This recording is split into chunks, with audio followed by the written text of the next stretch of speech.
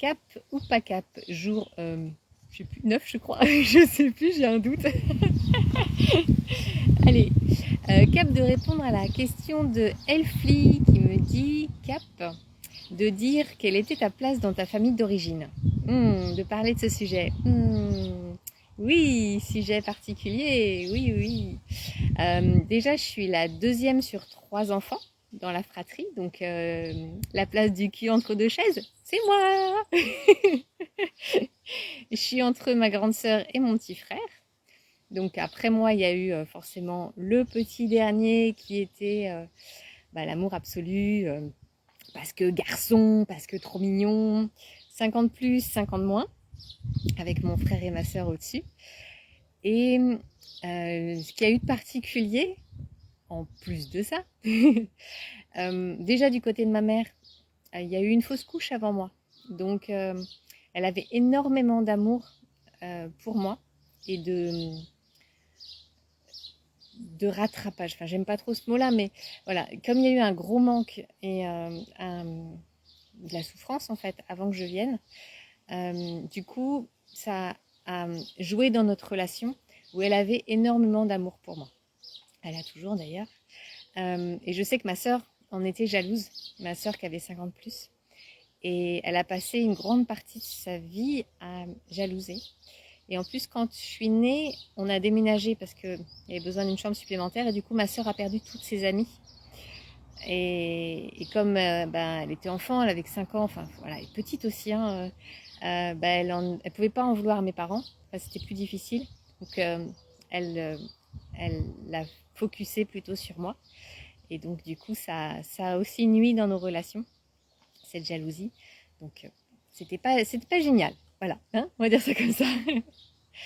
Et puis, du côté de mon père, il y avait un truc un peu particulier, c'est que il s'est mis dans la tête à ma naissance que j'étais pas de lui. Et du coup, il m'a jamais vraiment considérée comme sa fille. Même s'il essayait de m'aimer comme sa fille, eh bien, ça fait quand même pas pareil que quand on aime vraiment. Et du coup, moi, j'ai toujours senti ce décalage. Quand j'avais 5 ans, je m'étais imaginé une histoire que mon père m'avait adoptée, mais pas ma mère. Et ça faisait des bugs dans mon cerveau. Mais c'est pas possible. C'est pas logique, en fait. Soit je suis adoptée par les deux, soit je suis pas adoptée. Mais voilà. Et effectivement, en fait, je sentais que de son côté, c'était une adoption, mais pas pleinement engagée, pas pleinement prise. Du coup, j'ai grandi avec cette recherche de reconnaissance de mon père que j'avais pas, qu'il ne m'a pas donné parce qu'il n'était pas en mesure de le faire et pas en mesure de le voir. Et voilà, il a fallu que je lui prouve avec des tests de paternité quand j'ai eu 30 ans que j'étais vraiment de lui. Et j'ai grandi toute mon enfance avec ça. Je l'ai découvert en fait au moment de mon mariage, donc à 30 ans, cette croyance qu'il avait. Et où il m'a confié ça avec... c'était difficile pour lui en plus de le confier, de me dire ça. Je pense qu'il ne devait pas en être fier et c'était un lourd fardeau qu'il portait depuis très longtemps. Et voilà, c'était pas évident. Alors c'était bien que ça se soit dit, c'était pas forcément facile à dire. C'était pas facile à recevoir non plus. Je crois que je suis passée par toutes les formes d'émotions qu'il pouvait y avoir de découvrir ça à 30 ans. Et puis faire le jour sur tout ça, quoi. C'était important. Donc ouais, ma place dans ma famille d'origine, c'est mon chien qui éternue, désolée. Elle était plutôt minime. Enfin, en tout cas, moi, j'ai senti que j'avais pas de place. J'ai grandi avec cette sensation que je n'avais pas de place dans ma famille. Et du coup, il y a eu des phases qui ont été difficiles. Il y a une phase où j'étais en grande dépression petite, je devais avoir 9-10 ans, quelque chose comme ça, où j'ai essayé à plusieurs reprises de me suicider. Et au moment où j'ai failli vraiment réussir, il y a quelque chose qui m'a rattrapée, la vie qui m'a rattrapée, où j'ai réalisé que si vraiment je mourais, là aujourd'hui, j'allais tuer ma mère. Elle... Ah, ça y est. Oh, encore des sujets qui vont me faire pleurer. Vous faites exprès, en fait, de me faire pleurer, bande de coquins. Euh... Donc, ouais, c'était... c'est ça qui m'a sauvée, en fait. C'est l'amour de ma mère. Par contre, après, du coup, j'ai grandi dans un rôle.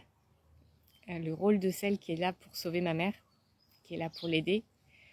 Je suis devenue un peu sa thérapeute, à l'écouter et à être là pour elle, sans prendre de place. J'avais déjà pas de place en fait. Donc du coup, voilà, j'ai grandi dans ce truc d'être utile aux autres pour exister. Et que si je suis pas utile aux autres, j'existe pas. J'ai pas de valeur. Donc ouais, ça a été un chemin, un long chemin, qui est pas complètement fini, vous voyez, ça me touche encore. Mais oh, mais c'est pas drôle. Si, c'est sûrement très drôle pour vous, mais pas pour moi. Si, en plus je dis ça, mais c'est pas vrai parce que moi aussi ça m'amuse. Mais pas de pleurer. Voilà. Ouais, c'est des sujets qui sont pas forcément faciles à aborder et qui sont importants. Ça impacte toute notre vie. Et je sais que si je fais ce métier-là, c'est aussi pour ça. Et j'ai eu tout un travail à faire, que j'ai pas complètement fini d'ailleurs. Hein. Je pense que c'est une vigilance qu'il faut garder en tant que thérapeute, de ne pas être le sauveur des autres. Et au début, quand j'ai commencé, je faisais ça pour être... je sais déjà ce que je faisais avec ma mère, alors du coup, j'ai continué. C'était pas très compliqué. D'être utile aux autres, c'est ce que j'ai fait aussi dans ma carrière chez L'Oréal. Hein. Je faisais super bien mon boulot parce que fallait que je montre que j'étais capable et que je voulais prouver, chercher la reconnaissance, tout ce qu'on peut avoir derrière, quoi. Et apprendre à vivre pour soi, à se reconnaître soi, à reconnaître notre valeur, à s'autoriser à être vivant. Il y a tout un travail personnel et profond que j'ai fait, que je continue à faire, parce que je crois qu'il y a des subtilités, il faut descendre. Tout à l'heure, j'étais en coaching avec une cliente que j'accompagne sur le lancement de son entreprise, où elle est prise dans ses peurs et elle a besoin de soutien pour choisir où elle va, voilà, pour sortir de la procrastination et tout ça. Et on le redisait, c'est toujours le même sujet, c'est les mêmes sujets en fait, mais on descend en spirale de plus en plus en profondeur, de plus en plus en subtilité. C'est une couche d'oignon, c'est un oignon qu'on épluche et il y a toujours des couches, mais en fait on descend de plus en plus en subtilité. C'est comme si au départ on était au niveau superficiel, au niveau de la peau, et puis après on descend au niveau des muscles dans nos actions. Et puis après, donc le superficiel au niveau de la peau, c'est ce qu'on voit de l'extérieur, c'est ce qu'on montre aux autres. Quand on descend au niveau des muscles, c'est dans nos actions, dans le faire.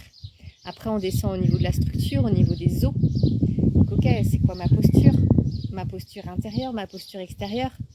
Et puis après, on descend encore au niveau des organes. Ok, comment je me sens vivant? Qu'est-ce qui me met en vie dans le monde? Et puis après, on descend encore plus en subtilité au niveau des cellules. Ok, qui je suis, on peut être au niveau des gènes, d'où je viens, c'est quoi ma lignée. Et puis on descend encore plus en profondeur, on peut descendre au niveau moléculaire, au niveau atomique. Et là, c'est quoi la vie, quelle place j'ai, comment je s'inscris, l'existence qui va être courte sur l'échelle humaine. Mon existence, elle est infime. Et ça va être quoi en fait? Où est-ce que je vais emmener cette existence? Mon énergie va servir à quoi?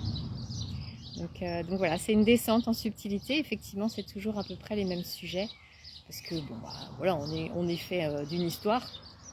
Et après, à nous de la réécrire ou se la raconter différemment. C'est le même fait, mais on peut très bien les vivre sans en souffrir. Les vivre en apprenant encore plus qui on est. Et savourer ça, savourer cette vie. Bon, moi je vous retrouve demain dans une autre vidéo. Alors, challenge, cap ou pas cap. Si tu veux venir faire ce challenge avec nous, il y a Mathieu Boinet qui nous fait des lives tous les jours pour nous parler de l'audace. Et à toi de faire aussi tes petits pas dans l'audace pour avancer vers ça. Et puis, si tu n'auras pas envie d'aller trop par là, tu peux aussi avoir juste l'audace de me mettre en commentaire sous cette vidéo le sujet sur lequel tu veux que je fasse la prochaine vidéo de demain ou après-demain, je verrai. Voilà, sur quoi tu veux me challenger. Yes. Bon, bah, je t'embrasse et je te dis à très bientôt. À demain. Ciao, ciao. Bye.